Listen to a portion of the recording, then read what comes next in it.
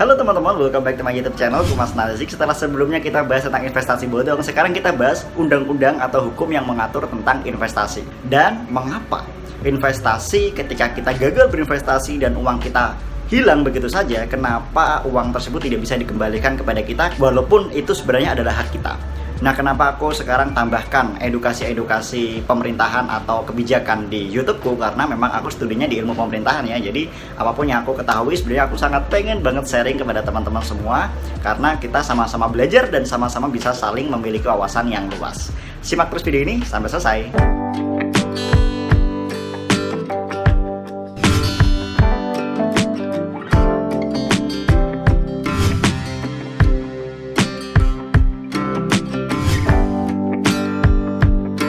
Nah, sebenarnya investasi bodong yang kemudian merugikan kita semuanya, baik itu yang pernah terjadi zaman dulu first travel atau yang baru-baru ini terjadi dalam binary option, itu memang sudah selalu dibahas apakah uangnya bisa dikembalikan kepada orang yang punya atau tidak. Nah, dari zaman first travel terjadi, dulu sempat terjadi demo luar biasa untuk membuat kebijakan tentang pengembalian aset yang dimiliki oleh orang-orang yang mengalami kerugian. Namun, pemerintah dari zaman first travel sampai sekarang belum bisa mengesahkan undang-undang tersebut. Mengapa demikian? Karena banyak pertimbangan sebenarnya. Bukan aku mendukung pemerintah atau aku memihak kepada masyarakat yang merugi, yang dirugikan, tapi kita patut sadari bersama bahwa memang ada banyak pertimbangan yang harus dipahami kita bersama supaya kita bisa sama-sama meredam emosi, meredam amarah, dan sama-sama berpikir bersama solusi yang terbaik. Kalian bisa komen di kolom komentar, siapa tahu nanti bisa dibaca oleh pemangku-pemangku kebijakan. Nah, kenapa uang hasil investasi bodong yang diperoleh oleh para penipu tidak bisa dicairkan kepada kita yang punya uang? Karena banyak daripada tersangka investasi bodong ini yang telah memanfaatkan banyak uangnya untuk dicuci. Kemudian kita sebut sebagai pencucian uang. Kenapa uangnya tersebut dicuci? Supaya bersih. Yang bukan begitu. Tapi supaya uang tersebut tidak bisa terdeteksi kemana. Jadi uang tersebut bisa dijadikan barang yang liability, barang yang terdepresiasi, atau barang-barang di luar negeri yang tidak bisa terjangkau oleh kepolisian di Indonesia. Nah, ini disebut pencucian uang atau uangnya ditransfer ke orang lain sehingga uang tersebut tidak menjadi hak daripada pelaku atau tersangka ini. Nah, pencucian uang ini tentunya dapat membuat aset curian tersebut hilang atau aset curian tersebut betul-betul tidak bisa dikembalikan lagi karena nilai asetnya jauh daripada kewajiban yang harus dibayar kepada masyarakat yang mengalami kerugian. Nah, kalau sudah begini bagaimana? Ketika kita mencuri uang, uangnya sudah hilang, kemudian yang harus dikembalikan apa? Apakah rumahnya dijual sudah cukup? Belum tentu cukup. Apakah mobilnya semua barang mewah yang nilainya itu terdepresiasi dijual bisa membuat kewajiban pembayaran kepada masyarakat yang merugi itu cukup?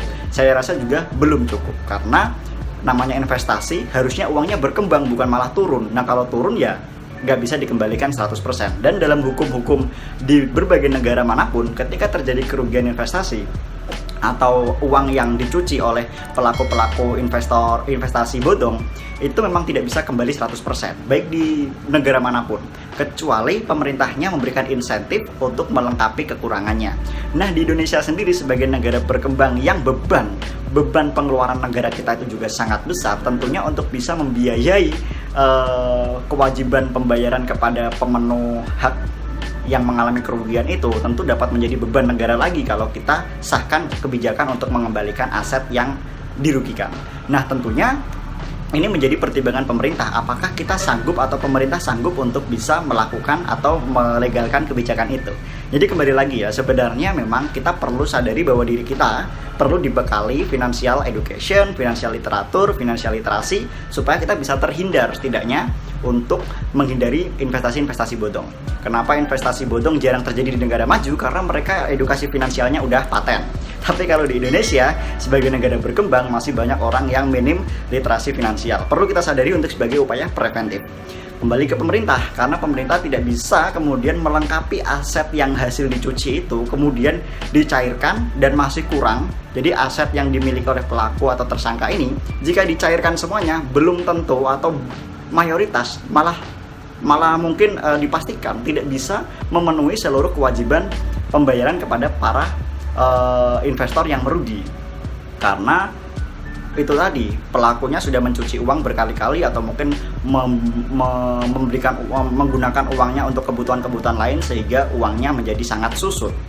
Nah, kemudian kalau pemerintah hadir sebagai pelengkap hilangnya uang tersebut, maka akan menjadi beban yang besar juga kepada pemerintah, dan juga kembali lagi bebannya adalah kepada masyarakat, karena masyarakat adalah yang punya uang di negara kita atau pembayar pajak, yang tentunya akan semakin merugikan diri kita pribadi. Jadi alangkah baiknya upaya preventif itu dilakukan dalam diri kita sendiri saja. Upaya untuk memperbaiki undang-undang akan selalu dilakukan, memperbaiki kebijakan akan selalu dilakukan.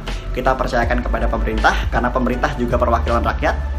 Jadi kita harus percaya pada diri kita sendiri juga, bahwa kita bisa menghindari itu, kita bisa melengkapi diri kita tentang financial education, sehingga kita bisa menjadikan negara ini lebih maju dan berkembang ke depannya.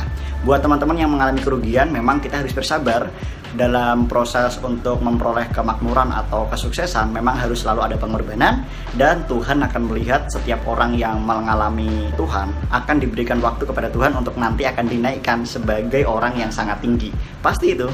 Jadi tidak masalah, dalam kondisi terpuruk kita harus tetap bersyukur, tetap semangat, percaya kepada Tuhan bahwa setiap keterpurukan akan diberikan waktu untuk kita mengalami kesuksesan. Sebentar lagi. Gue Mas Gusti Ari, bye-bye.